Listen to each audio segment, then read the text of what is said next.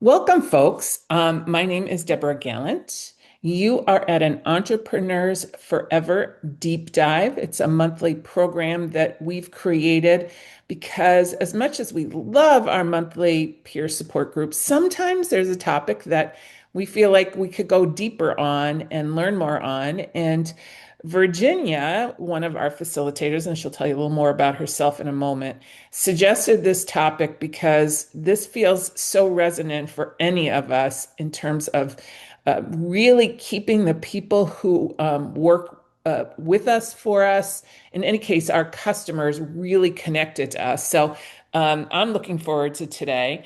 We are recording. The format of today will be a presentation with a little bit of we're doing a little case study in the middle, and then we're going to do an exercise at the end. We record everything except the last half hour when you all share your own experience and questions and get the power of the peer group working on your own problems. So I'm looking forward to it. We're going to talk a little bit about Entrepreneurs Forever, do our presentation and the sharing. So it will help both Virginia and myself if you want to type into the chat what your business is and your location. And if you have a question or specific topic about customer loyalty, that'll help inform the conversation, especially if we're going to be a pretty small group. I believe most of you know about our organization. Entrepreneurs Forever's mission is to empower all small business owners to grow thriving businesses, to sustain their families, and support their communities. We do these webinars once a month. Next month, Shelley Carduz is doing one called Zone of Genius. And if you have never worked with Shelley before or done one of her workshops, she's lovely to work with. And she's going to help us think about what we're really, really good at, what we're a genius at, and figure out how to make more of the work that you do playing in your zone of genius and less of it in the stuff that drives you crazy, because there is stuff that drives you crazy. I also want to mention, because I think we do have a few alumni on here, and by the way, we won't kick you off if you're not an alumni, if you're an active member, but Doogie Levine, who's another one of our facilitators, is running something we're calling Alumni Office Hours on Wednesday. And he is an operations guru and really dives into how small businesses can use AI. So he's willing to answer questions and help you explore how to use AI in your business during these alumni office hours. It's much less structured than what we do here on the deep dive. But if you're interested, here's the secret. Go to the alumni page on our website and you can sign up there for the alumni office hours. Doogie's happy to talk to anyone who shows up. I'll be there helping out. Again, today's topic is about customer loyalty. And without further ado, I'm going to stop sharing. Virginia, do you want to just tell them a little about yourself and set the topic up before you share screen? Sure. So thank you for coming, everyone. My name is Virginia Crocker Timmins. I am a business and executive coach. My company is called Soundboard Advisors, and I help inspired business leaders get to their next level of success. And I do that by working across planning, both strategic and tactical planning, people development, and the processes. And this is a topic that has come up uh, multiple times with my clients over the years, and I've put together a presentation on what does customer loyalty mean and what is the impact to your business. How do you know you have loyal customers, and what happens when you don't? What are those consequences as well? So I invite input along the way. We'll pause a couple times. And I just, I'm really looking for this to be as interactive as you want it to be. And we'll dive in a little bit deeper after we break from the recording. So, okay. So I'm going to share my screen.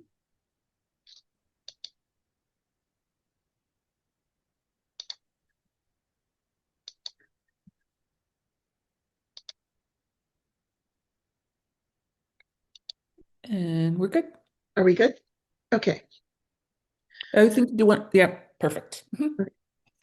So This is just a quick overview of the topics I'm going to cover, but my intent is to have you leave here with an understanding of how to best achieve um, better sustained profitability and growth in your business by having a customer loyalty strategy and an implementation plan that goes along with that.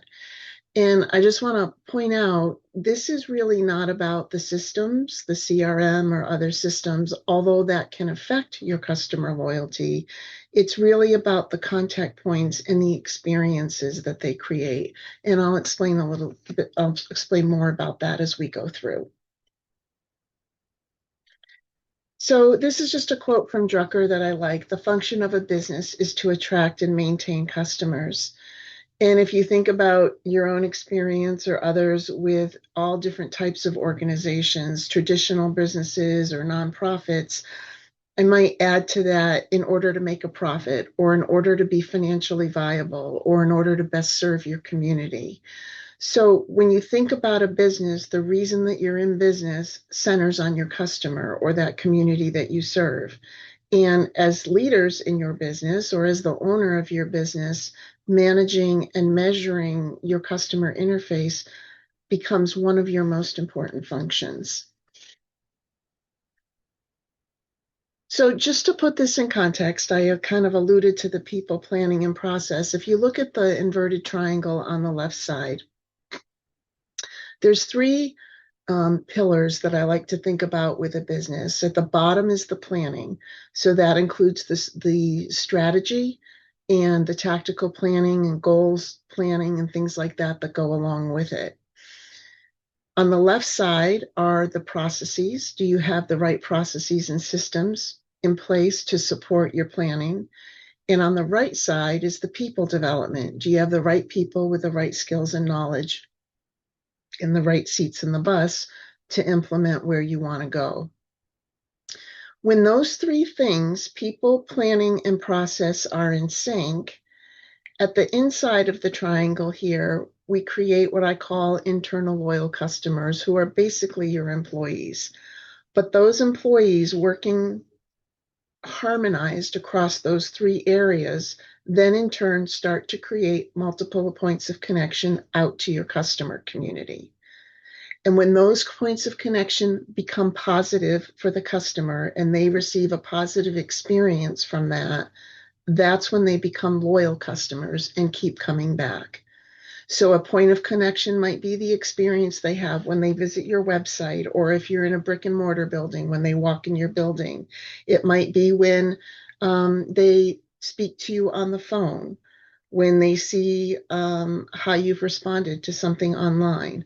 But everything that you do that the customer touches is a customer experience. And as your business is operating the way it should, and as your awareness of the experience that you're giving to your customer grows and you refine that experience, that further feeds that customer loyalty engine. So on the right side, as your best customers or your loyal customers build repeat purchases and recommend you to others who then become loyal, your revenue and your market share increases.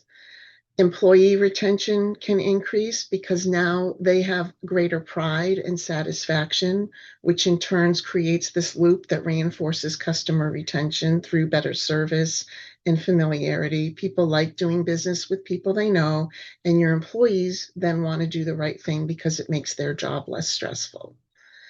And then as costs and your costs then can begin to shrink as well as the experience of acquiring and serving new customers declines, right? They say it takes much more to get a new customer than to have a repeat one.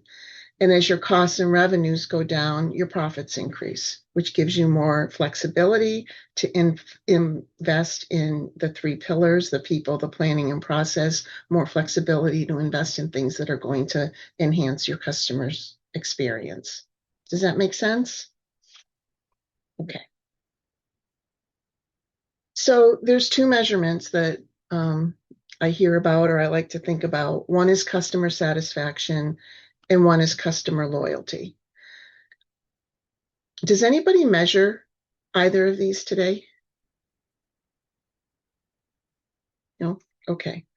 So when a business focuses on customer satisfaction to determine their measurements for the quality of their product or service that they deliver, they are in effect relying on customer satisfaction to define their next level of success. And I will just assert that that is a flawed model because satisfaction measures how how does the customer feel in the moment, and it's not a predictor of future customer behaviors. So if you think about satisfaction in terms, I expected it and therefore I got it, right? I expected the product you gave me and I got it on time, or I expected the service you gave me and I got it. You could easily have a passing grade of C on customer satisfaction, right? What you want to get is the A, I where guess, Virginia, I wonder if folks, you all are here, which we're delighted you're here. Can you think of in your own existence of when you've been merely satisfied or when someone has gotten your loyalty for life, they went above and beyond, and kind of what does that look like? Anyone can share any experience, either with your own customers or you as a customer of somewhere else. Wouldn't you say customer satisfaction if they give you a 5-star Google review? mm-hmm, That's a good start. yep. Now, if they commented on that review and said, "This is the third time I've gone to Kathy for this service," or I've hired Joe to come do home improvement at my house, that's an indication of loyalty. But you're absolutely right. That singular transactional star reaction is more an indicator of satisfaction. Anybody else? What came Well, to my mind first as a customer was purchasing this beautiful piece of artwork last year, and then she gave me a little cute extra bonus for free. And I've told so many people about her, and I don't know how she could necessarily measure that satisfaction of mine, but it had that feeling of I'm a customer for life. I will always send people to this woman. it's a great example. And actually, Kathy typed in at the beginning that hers is usually a one-time service. Well, a one-time service, yes, I only buy it once, but I think the example you just gave, Olivia, is brilliant in that that person, even though they know they're not going to sell you another $1,000 artwork or whatever price point, knows that you're telling everyone else. And she made you happy by giving you some miniature little token. And now you're an evangelist for her, which means you're loyal, even if you're not buying again. Great. Anybody else have stories, customer satisfaction, loyalty, or lack thereof? Somebody who really disappointed you? Kirsten, go ahead.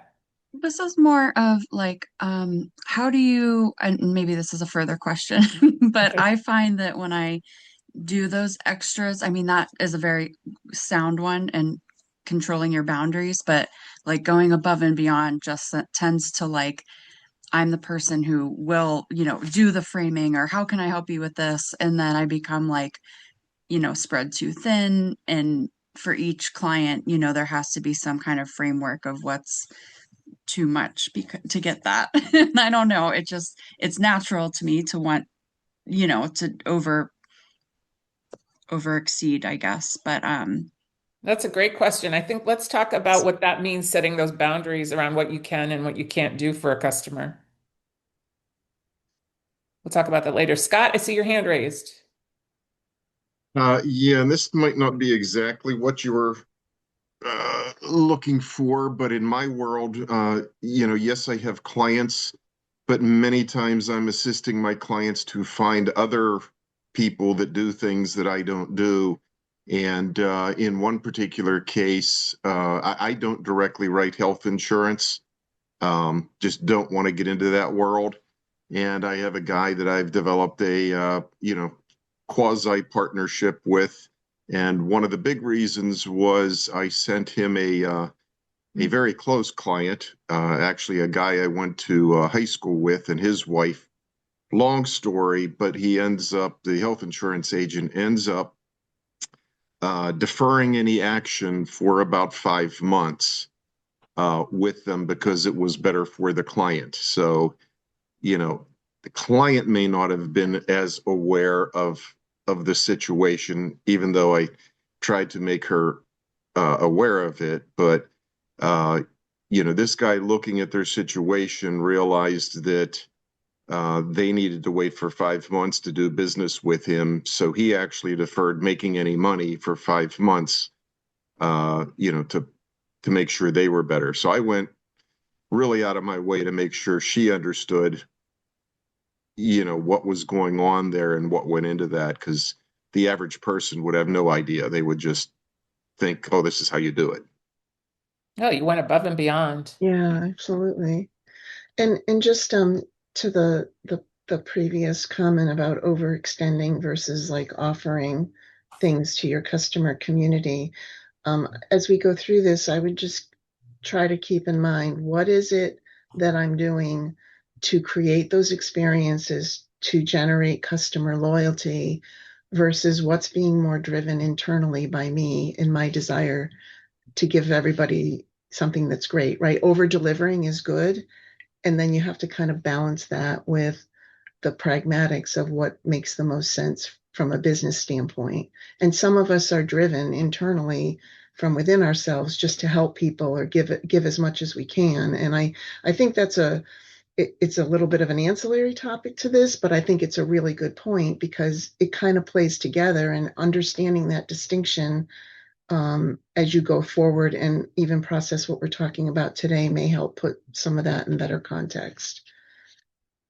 Okay, so I'm going to move on. I just want to talk briefly about perceived value. So perceived value, as opposed to being satisfied, is really the best predictor of your strength, your future strength, and your growth potential. And there's an intersection that occurs here in terms of your customers' perceived value of you or that of your competition. I may buy a computer, right? And at the time that I bought it, my experience was really great. And I think, yeah, I'm going to go back to this place and buy my next computer or my next tablet or whatever. Maybe 4 months down the road, something goes wrong and I need technical support for that computer. And I'm having a heck of a time getting it from the place that I bought it from. Well, now my perceived value 4 months later drops significantly than where it was at the time of my purchase, right? So that macro value or perceived value that your customers have is built up by a lot of different micro moments and a lot of different micro points of connection. And it's when that perceived value exceeds that of your competition that the loyalty customer base will continue to grow. So I want to talk a little bit about what is a loyal customer worth. There was one survey that I'm aware of that showed that a 5% increase in customer retention resulted in 25 to 100% increases in profits. And what the research has shown is that customers who have that emotional connection and feel valued will repeatedly come back and do business with your business as well. And they'll also become a strong referral base for your business. So I want to talk a little bit about what does that mean in terms of like the dollars and cents. And I invite you also to think about if you can apply this to your business as we're going through this. So these are two ways of looking at what is a loyal customer worth. On the top line is the annual worth of a customer to me. So how much revenue do I get from that customer times how many times do they purchase that from me per year? And that's what that customer is worth in dollar value, gross dollar value for the year. If you then factor in the average tenure of that customer, are they typically a customer for 5 years, 10 years, 7 years? That becomes the total value of your loyal customer over their lifetime. So here's an example. In the retail industry, I may have a satisfied customer, right? They purchase something from me and they spend about $50 a visit, and they visit me one time and they leave satisfied. And my total revenue from that one satisfied customer is $50. If I had a loyal customer and they came back every week, let's say they're buying groceries or some, right? They come back every week and buy some additional food or additional product from me, then their value to me over the entire year is 2,600 versus the 50 of the satisfied customer. And let's say they are on average with me for 10 years, their total value to me over the lifetime of their business with me is 26,000. So you see the difference? Yeah, for somebody like Kirsten, who maybe is selling somebody a beautiful Pittsburgh dish towel at a craft fair at the holiday fair, right? Yeah. And she gets an average order, and she might think, well, they're never going to buy from me again. Honestly, if she says to them, then I create new editions every year. Make sure you find me at next year's. All of a sudden, they go from being a one-time $50 customer to an annual customer for 8, 10 years, and they might not multiply from 50 to 26,000, but they multiply from 50 to 500 or 600, Mhm. which is still way better. So it's you have to get out of the one and done and turn them into somebody who wants to connect with you and stay connected with you. That can be really hard, but that's the goal, is that person comes back next year looking for you. And if they can't find you, they find you online because they know you're going to do a new edition and they want the latest, whatever it is. So they connect to you somehow. This is a great example. That was a great example, Deborah. Thank you. Okay, I'm going to give you one other example. Let's think about a manufacturing firm. Their satisfied customer has an average order size of $5,000 and they order twice a month. So their total revenue opportunity per year is $120,000. They're happy. They finished what they needed to do for that fiscal year and they're done. The loyal customer may have a smaller average order size at 3,500. They order 3 orders per month, right? Their total revenue opportunity per year is about the same. It's 126, a little higher. But if that loyal customer stays with that manufacturing firm for 7 years, it becomes almost a $900,000 value for that single customer. So when you make a strategic decision to create a loyal customer base, it's one of the most important commitments you can make for the success of your business. And then your individual contribution, and if you have employees or contractors, how they view that is also critically important because it all So, work together. Virginia, let's dive here a little bit deeper. So let's say you have this satisfied customer. They're, okay with whatever it is they buy from you. Are you suggesting here that a conversation with them about what it would take to turn them from satisfied to loyal, and maybe it means taking a little bit less, assuming that whatever it is, the widget that they're buying, you would take less profit on it because in the long run you'd make more money. But it's being observant enough about what's going on in your customer base to make that decision and start that negotiation, because it would make sense to take less from someone if they're going to buy more from you over the long run, right? Absolutely. And again, you're also saving money because you're not going through that customer acquisition cost, right? I mean, I have clients who, people raise their rates every year, right? I have clients in different businesses, and if they have somebody who's a loyal customer coming back to them, they may not raise it as much for them, right? Because they value the relationship, and the cost of acquiring a new customer or is much higher than retaining that old one and continuing that relationship. Or as they get close to that customer and have insights into, what their any given situation is, they may make accommodations for them. But it all goes back into that relationship. To your point, Deborah, that conversation could even be about can you tell me what you liked or didn't like about your experience buying 2 orders for me last month? And then taking that to heart and going and making course corrections if there was something they didn't like. That also starts to create that loyal customer base. It's not just a price point thing. Okay. So what I want to talk about now is what we call the customer loyalty score. Has anybody ever gotten a survey that says, how likely are you to recommend us to a friend? Yeah. That survey came from a gentleman named Fred Reichheld in a book he wrote called The Ultimate Question. And it suggests a simple measurement to measure customer loyalty. So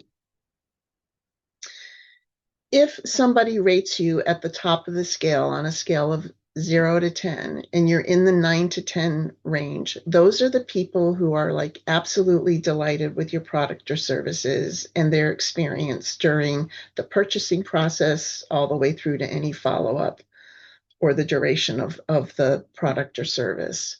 If they rate you a 7 to 8, they're not people who are going to go promote you and speak highly of you, but they're probably also not going to go out and try to tell people not to do business with you. They're kind of in the middle, and we call them neutralizers. And if they're a 0 to 6, these are the people that are probably more likely to actively look for an alternative source or tell other people how they feel about a bad experience or what they perceive as a bad experience with you.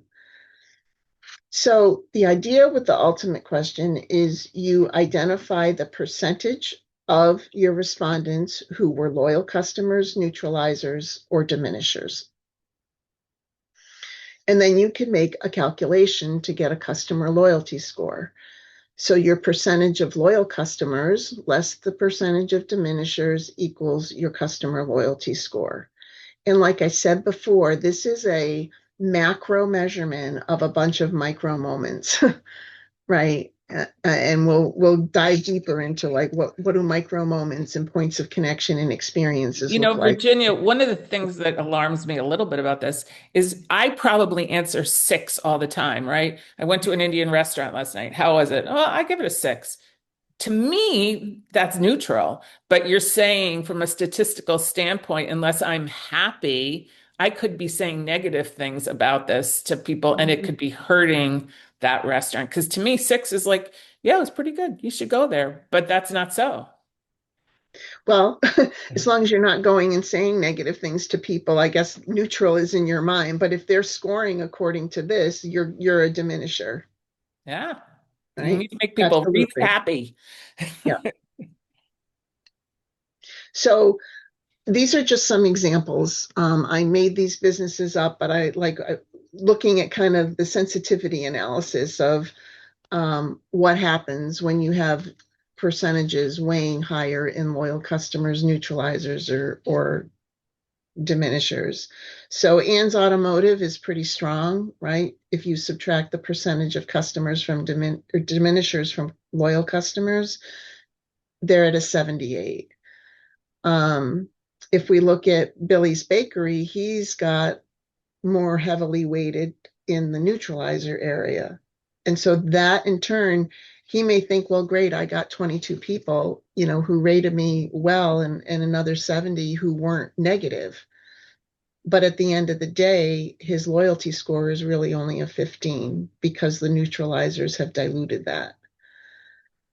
If we look at Quinn's Consulting, he's got a preponderance of diminishers there, and his loyalty score went in the tank into the negative. And then Avery's Agriculture, that looked pretty evenly split between loyal and diminishers. And you may say, well, 48, I'm getting close to 50%. That feels good.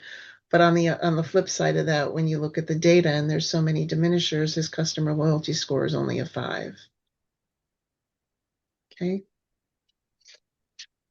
And the only way is to just ask for this. It would be like in a follow-up email.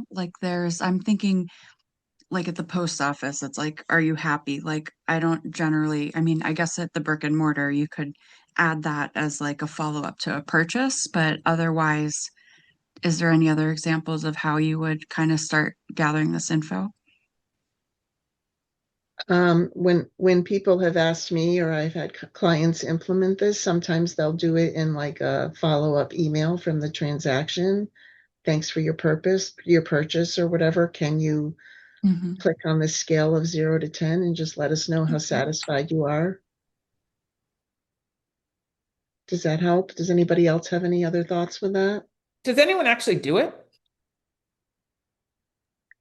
I just started reviews when I had the brick and mortar, but now that's closed and it's a very small sample size. But I didn't ask, I wasn't too, aggressive with my rate us on Google because that, I like this more maybe interpersonal, like email Mm. follow up, like, I like the Google reviews only because that helps my business to be found more. So I guess I don't want to bother them too much. If they do a Google review, and sometimes I feel I know they're happy, I will ask them to, but I don't try to do a survey just because the Google review kind of helps publicize my business. You might be able, I'm just wondering if you could estimate what your loyalty score is if you requested 100 people do Google reviews and Yeah.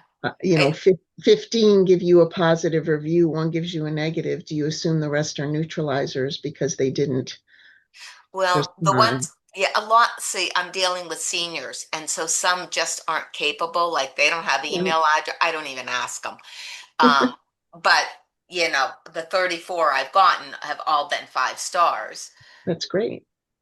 but so usually, and then if you feel like there's someone that, they're hard to please, you feel you pleased them, but you're like, I'm not going to ask them just because they might be like Deborah, like that says, oh, 6 is good. It would ruin my score. 6 is good. Okay. Anyone else? Jim, I saw you on mute. Nope. Yeah, I guess I'm just going to what do I do to improve these? And sometimes I even give customer surveys, and I've learned this like in marketing and A/B testing is that they tell you what you want to hear to make you feel good, not necessarily what they would do behind closed doors. Does that make sense? Yeah. I don't know how you make sure it's an accurate reflection of their point of view. I mean, and I guess a lot of people just take the metrics. Do they repeat, right? And I like the way Virginia had said, well, if you asked 100 people to give you Google review and 34 did, then, that gives you, I think we need to ask the AI for unique algorithms of how we measure this. But Like a proxy for it. Yeah. the bigger thing is, how do I improve it?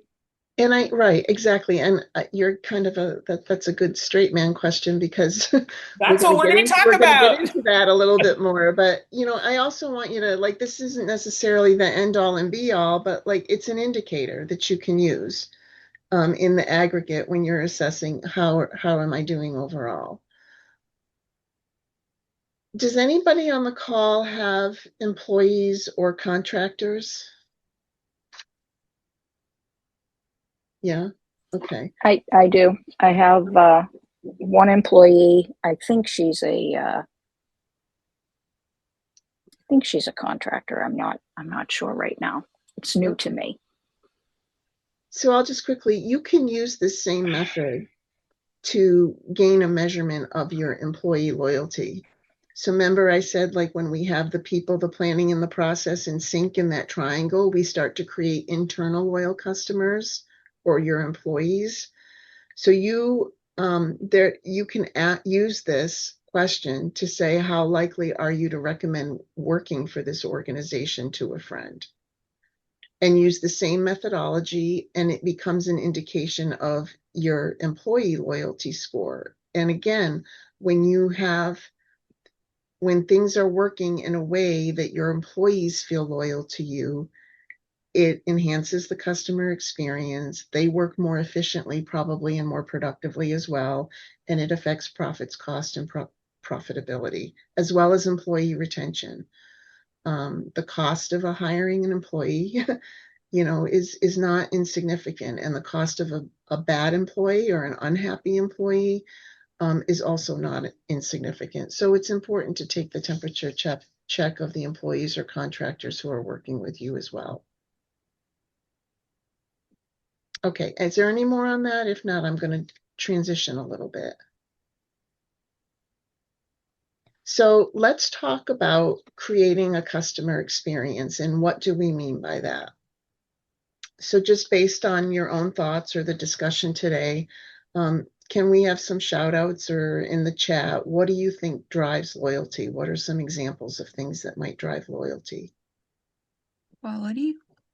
What did you say? Quality. Absolutely. Solving pain. Solving pain. Exceeding expectations. Love that. Yeah.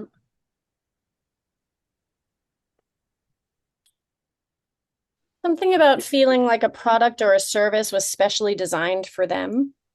That's great. I love that. Personability or personal. Can't quite come up with the It's word, like a but connection that they Right. feel Yeah. right. Mm-hmm. Or Yeah. customization, like yes.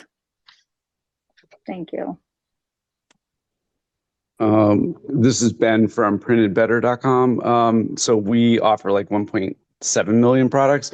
So sometimes the client comes back with something very specific for a special event or a customer outreach program that they're trying to like obtain new clients, and specializing and customizing, making it very specific to their company organization or their nonprofit foundation, whatever they're working for, to reach that target audience with the correct message. That's absolutely essential to making them feel like we're actually listening to them.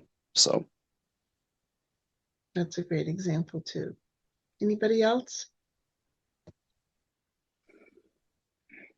Okay, here's a few more.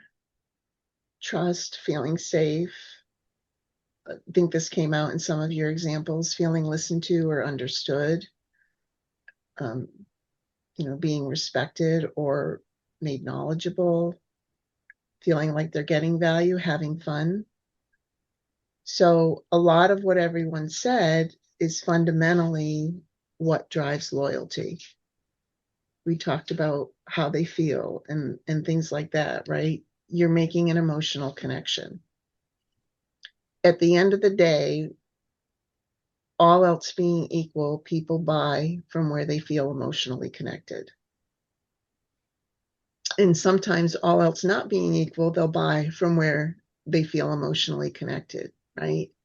If I'm having work done on my house, I might be willing to pay more than, for one quote, because I feel better or I feel emotionally connected to the person that's doing the work. I have a friend who goes to the farmer's market and will only buy tomatoes from the farmer that he knows because he says hello to him. They speak in Spanish. It's like people connect with people however they do it. Yeah. Okay. So I want to talk a little bit about what does that mean and how do we create those emotional ties, right?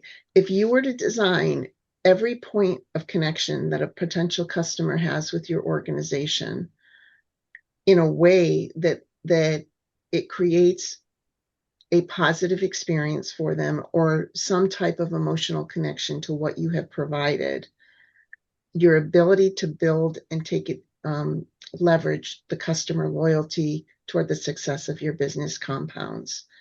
So every single experience that your customer has with you has associated with it some emotional connection, whether it's overt or under the surface a little bit. It's there. And it all, like I said, they're all micro moments that compound into this macro moment called customer loyalty.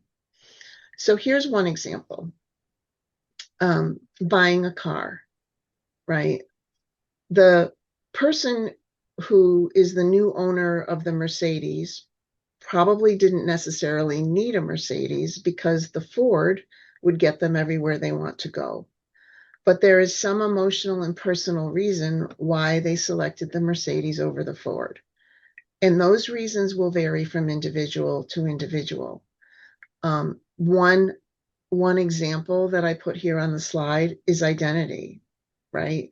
Do people who buy a Mercedes over a Ford, does the driver of the vehicle have an emotional driver in the identity that they feel associated with the car that they drive?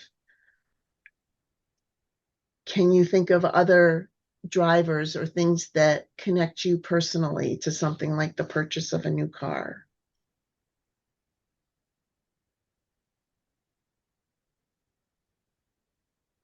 I'll give you one of mine. I used to drive sedans, and I started driving an SUV many years ago. And I will not do anything but an SUV, whether I need the room or not, because emotionally, I love feeling higher on the road. Mm. I don't even like being a passenger in a sedan anymore because I just don't like being down so close to the road and the cars that are whizzing by me. And it may seem ridiculous because I might not need the SUV, but I don't want to go ever away from an SUV again because I love the feeling I have when I'm in it and sitting up higher. We recently bought a Lexus, a used Lexus, and I Mhm. drove it to visit a friend, and he goes, "Deborah, your Kia was off-brand." And I'm like, "What?" He goes, "You were supposed to be driving a Lexus all along." It wasn't part of how I thought about me in a car, but it was how my friend thought about me in my car, which I thought was really funny. Anybody else? Any emotional drivers when you buy a car? Oh, I always buy a sports car because I don't have children. I have never had children. So, and I've been single a lot. So to it's only been myself and my puppy. So Sounds I like am a, two seater. a freedom, independence kind of move. Yeah. One way I remember my mom would only buy a Buick because her credit card too, she would get loyalty points. So when she went to buy, she got so much, she used that credit card to help her with the sale, but she knew it was going to be a Buick because that's what she liked, you know. So Mhm. credit card though, helping lower the prices also. Okay. Here's another one. Nordstrom versus Kohl's, right? One emotional driver that may drive people to one of these stores over the other would be the experience that they have when they're shopping there. How does the experience shopping at Nordstrom differ from shopping at Kohl's?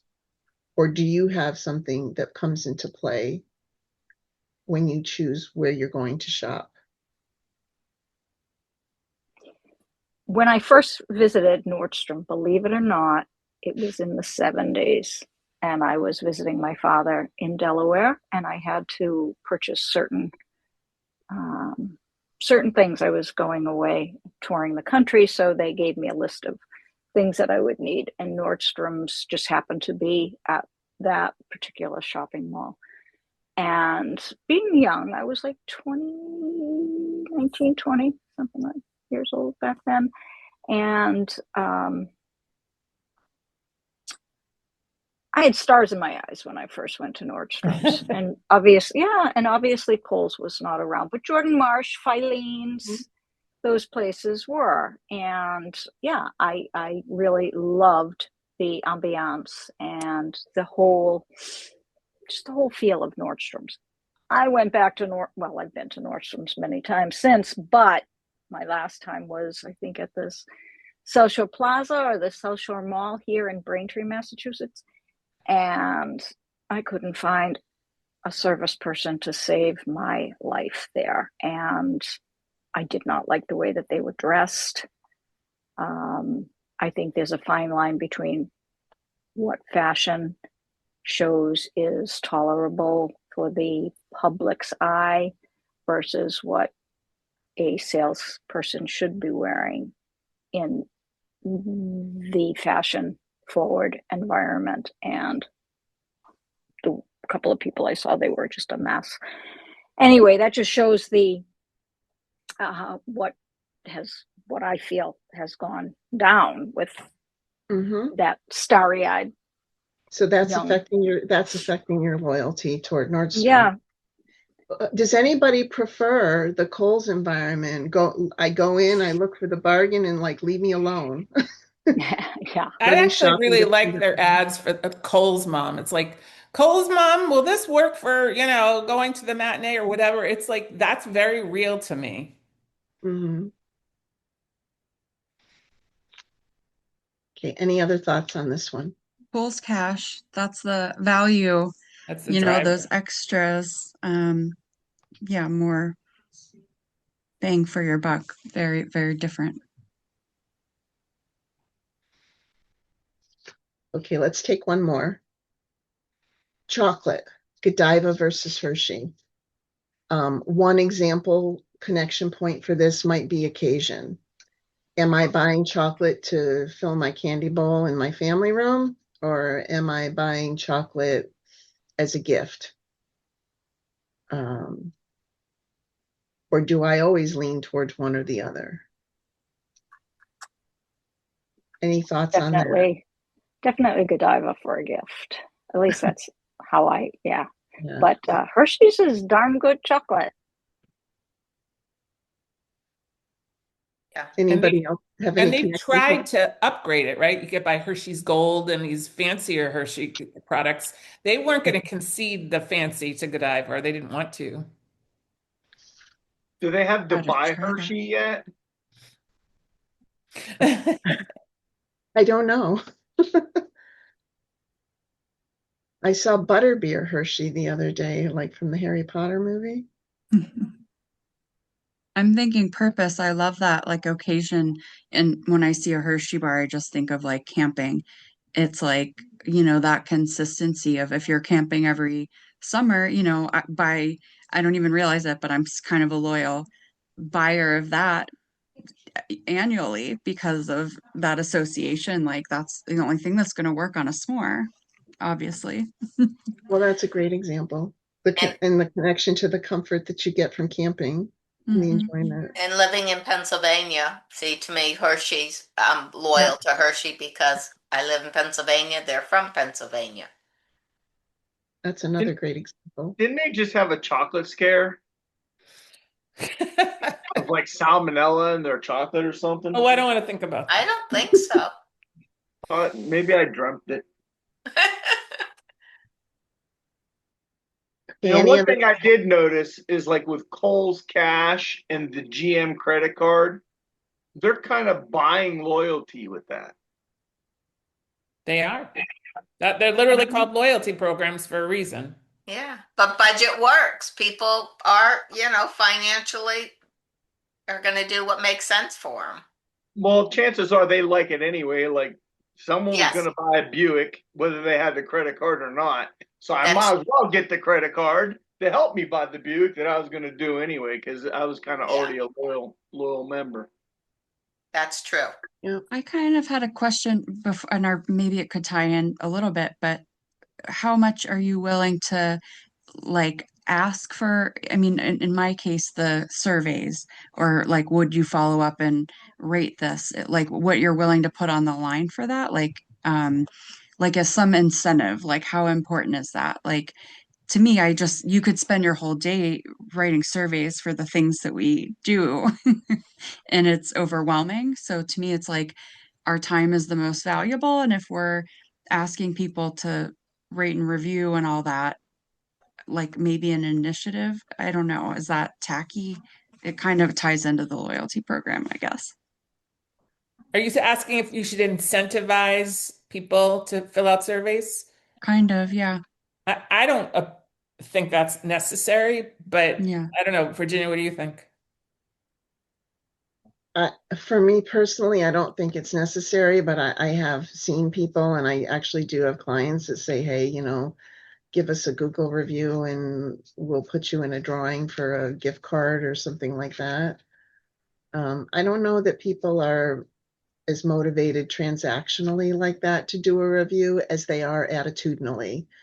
Mhm. So when you create that one of a kind great experience for them, you're creating the attitudinal motivation for them to go give you a review. And that's how people are motivated to give bad reviews too, right? Nobody's giving them a transactional incentive. They have some emotional thing that happened attitudinally that they want to go out and Or give get somebody a these bad review. influencers to Right. do the good review, but I feel like that is incentivized often. It Yeah. is Um, almost always. Yeah. And I always look at the time. I use Amazon a lot and I get so many emails. Will you rate it? Nope, delete, delete. I just don't take the time because it's time is a factor. Right. Mhm. So I'm going to go on to another example, unless does anybody else have anything else? All Okay. right. So let's take a little bit of a deeper dive into what do we mean by points of connection. So let's suppose you're on a business trip or a pleasure trip and you arrive to check in for your lodging. There are at least hundreds of different connection points when we stay at a hotel, right? The reservation, parking your car, you can read the list here. Well, how does that all play into the loyalty factor? These are all those points of connection that I mentioned that give you an experience at your stay in the hotel. Even if, let's say, if something went wrong with your online reservation, right? Maybe it was, and you arrived and maybe it was lost in the system. Okay, the hotel desk person that is adamant that you don't have a reservation because I can't find it is going to create a very different experience for you than the reservation person that rolls up their sleeves, resolves it, says I'm sorry, gives you a room, maybe even gives you a room upgrade, right? And that second version of the experience may not deter you from being a loyal customer. So it's all these different points that play into what experience did you have at a macro level at that hotel. Can you guys think of any others that aren't on this list? What other points of connections do you get from a hotel stay? I can think of like a dozen others. But who else Mm. has There's one? hundreds. Go ahead. Amenities, food, Yeah. workout facilities, just off the top of my head too. Air conditioning, pillow. Also, it's almost a sense of nostalgia, but it's a different kind of relaxation than is available in a non-hotel. Mm-hmm.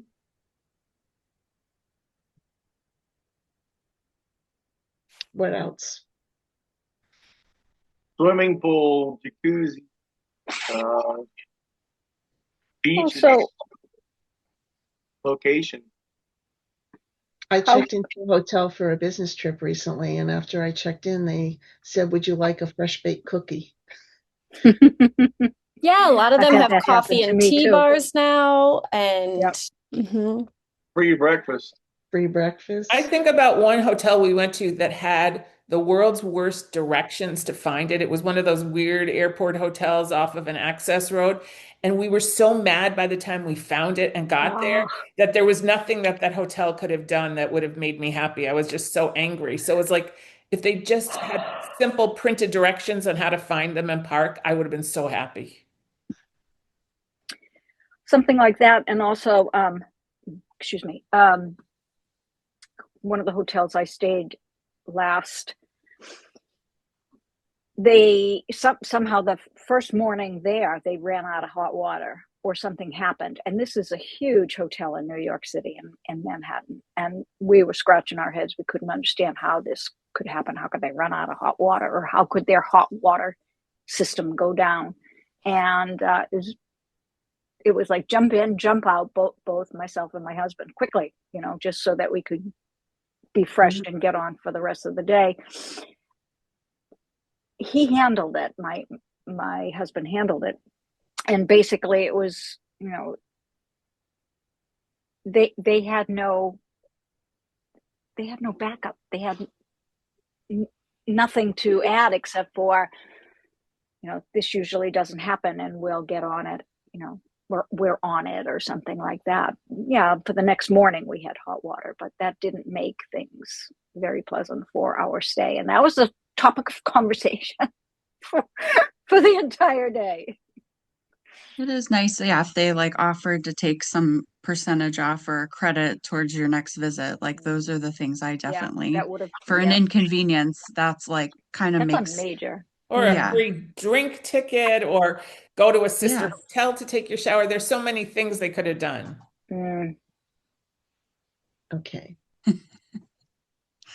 We're ready to transition to one more? Sure. Okay. So what I'd like you to do now, Deborah, would you be willing to read this one? I'm going to read this story and then we're going to answer some questions together. You guys ready? Yep. All right. You're in the middle of a raging snowstorm and you missed the turn looking for Snow Valley Lodge. Your spouse is very concerned and the kids are in the back, have to go to the bathroom. Suddenly through the snow, you see the sign welcoming you to Snow Valley Lodge. It's the most modern family lodge ever built. It has incredible views, indoor and outdoor swimming pools, entertainment of all kinds for all ages, hot tubs in every room, and it's conveniently located 100 yards from the ski lift. As you drive up to the front door, you're greeted by cheerful attendants who take your luggage, park your car, and guide you to the registration desk. The check-in clerk graciously greets you, gives you your room key, packet of complimentary coupons. The clerk also takes your order for a late evening snack that will be delivered to your room in less than 5 minutes of arrival. You're on the way to the room. You go into the room, but it's the wrong room. It has only one bed. However, everything else is lovely. The bell person apologizes and asks you to follow her to a comfortable lounge while she straightens things out. 10 minutes later, she returns and takes you to a suite of rooms that is an upgrade from your original reservation. She again apologizes for the mix-up and assures you there will be no extra charge. Several weeks later, your Visa bill arrives at your home. After carefully checking the bill, you notice that Snow Valley has charged you for 2 rooms, the original room and the upgraded room. After 6 phone calls and 2 emails, the bill is cleared up. The second charge occurred as a result of a computer error. The first room was never canceled out of the computer. The general manager personally called to apologize for the inconvenience and to assure you that you would be credited on your credit card. All right, now your questions. So we're all left with different impressions from different experiences. But if you think about this story, how did you feel about your experience at the front desk? Good, Anybody it was remember? quick. Okay. How about when you entered the room? Surprised, but where they brought you back to the lobby, saying, okay, mistakes can happen. And it seemed like, and then with the upgrade, saying you're not going to get, again, I would be okay still. Anybody else not okay? No, that's just for me. I don't know. I guess I'm a Debbie Downer here, but there's 2 right there. There's just one more or an added on disappointment. Probably would depend on how my trip was to get there. If the trip to get there was a nightmare, I'm probably not going to be happy. If it was a pleasant trip, then yeah, I'll probably be a little more black. That's a really good point. We once went to a New York Hilton, which is one of the largest hotels, takes up a whole city block. And they gave us a room key to a room that someone was already in. Like you could see the suitcase and stuff. Yeah. And it was such a long walk to go back to the lobby that we just found a phone on the floor and waited for them to come with another key. But we must have waited about 20 minutes. It was just crazy. How about the bill? What happens when you receive the bill? Yeah, that's what I mean. Is like super annoying. it's just just another annoyance. Yeah. Then I would be upset. And especially where you said 6 phone calls to get it resolved. Like, I don't care if the manager called after. Why did it take 6 phone calls to get it fixed? That's. It just paints a picture like they don't know what's going on. It feels like chaos. Yeah, I'm with you, After Ken. that. One phone call, fairly short at that, should have fixed it. The second one, I would not have been happy. would have been my showstopper.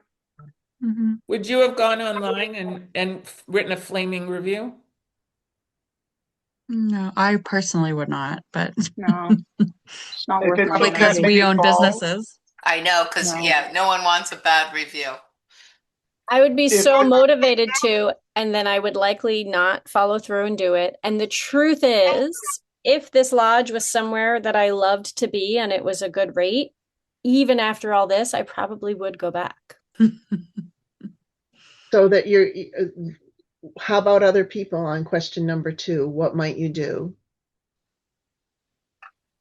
I would Olivia's give going to them, pass.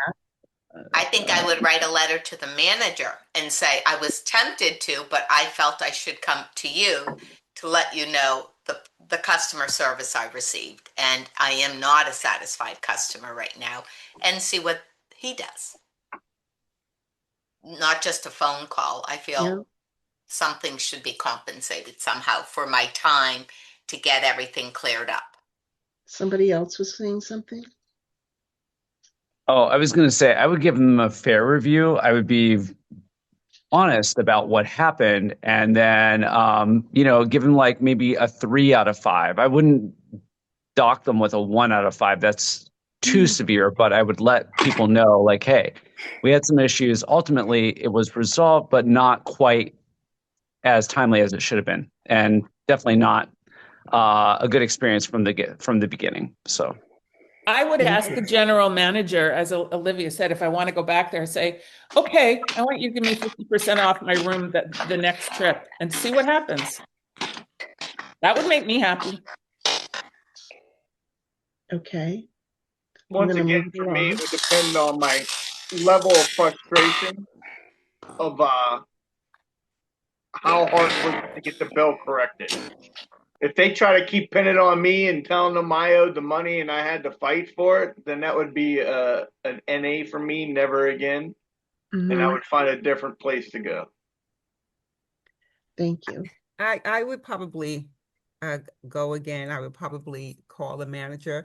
I wouldn't be, the service for me would not have been the service in terms of the room and because those things happen. I tend to be that kind of person.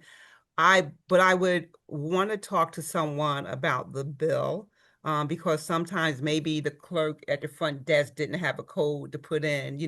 There might be something that procedurally that they couldn't. So I would talk to someone if I went there again, or I would ask them, can you accommodate me for that inconvenience? I think trying to speak to someone for more than a minute to get something clear is unacceptable. But Okay. So we've given a lot of examples of good and bad points of connection. Are there any others that anybody wants to bring up? Okay, so now put yourself in the shoes of the general manager of the lodge. Yeah. What would be some of your concerns, or what would you do? Well, that was one thing when you said he called, but when they call to apologize, like even a restaurant, you get your dessert for free, or he should have made something to want them to come back. That's when I feel like a promotion. Okay, your next visit, because of the inconvenience, we're going to do this. Then you have a returning customer. I would also try and figure out what allowed this to happen. Was it a simple, Mm. data entry mistake by a front office person that you have to acknowledge can happen? Was it something more with their system that was an issue? And then I would also try and make sure that if it was an issue of what someone mentioned, like the front office or the front desk person, didn't have authority, you need to make sure that the customer contact people have at least some authority to do some things. Yeah, I agree. I saw three things wrong, right? First of all, why was the first reservation, why was the first room wrong? That's an issue. The second was, Right. then why did you not take that room off the charge and why they get double billed? And then the third is, why did it take 4 phone calls for them to resolve that issue? Okay. why don't we transition now and think a little bit about your own business? Does anybody have anything they want to share or can share about, what do you do if something goes wrong, or any lessons learned about things that are effective, or what you do to help improve your customer experience? I would say try to be proactive. If you know something's going wrong, don't wait for them to get a letter in the mail from someone. Reach out and um, and kind of take the bull by the horns and take the steps that get it resolved, so the client isn't trying to figure it out. Yep. Thank I you. Points of contact that you have, whether you know you're having them or not. In this case, a very small one that got overlooked.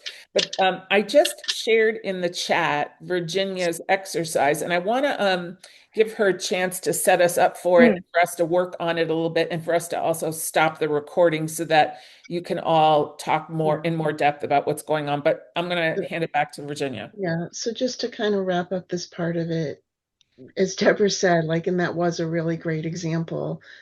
Every point of connection in your business is an emotional connection opportunity with your customer.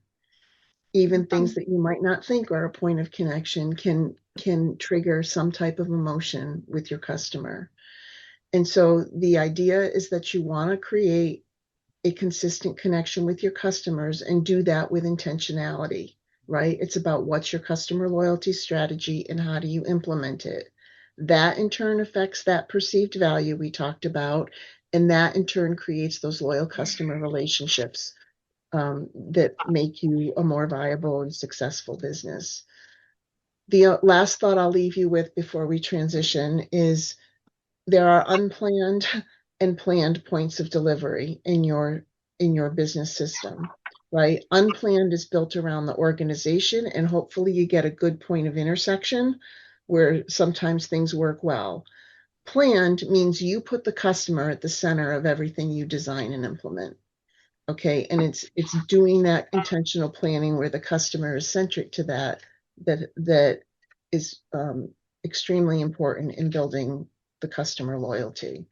So as Deborah said, we're going to do an exercise now when we break the recording on really looking at points of connection in your own business. And I think you said you provided the I worksheet. attached it in the chat. It's a PDF. And the idea here, and Virginia can give you more instructions about how to use this sheet. We're going to give you some time to work on it and come back and talk, is to think through, just like Joanne in that brilliant example, talked about, you touch your real and also potential customers in hundreds of ways. And we're going to encourage you to think through A, what they are, and B, how good you are at doing them. And I'll just So give you a couple little examples. If you've ever been to a networking event and someone handed you a business card and there's stuff crossed out on it and a new phone number put in, that's a point of connection.